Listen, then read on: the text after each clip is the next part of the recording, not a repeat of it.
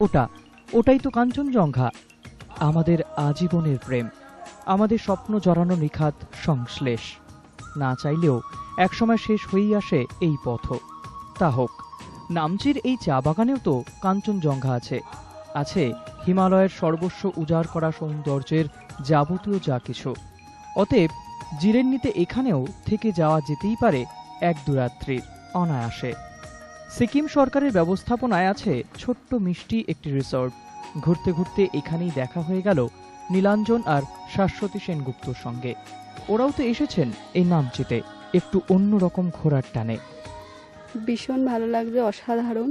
এরম যে একটা জায়গা আছে সিকিমে, এত ভালো জায়গা, মানে অসাধারণ। এক কথায় একবারে অসাধারণ বলতে যা বোঝায় তাই। এই চা বাগানের ভেতরে এত সুন্দর জায়গা, এত সুন্দর একটা রিসর্ট, দুর্দান্ত।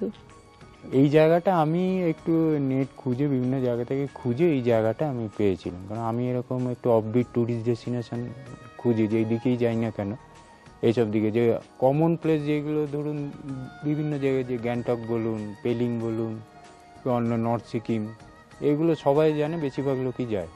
কিন্তু এইসব স্পটগুলো তো অনেকেই জানে না।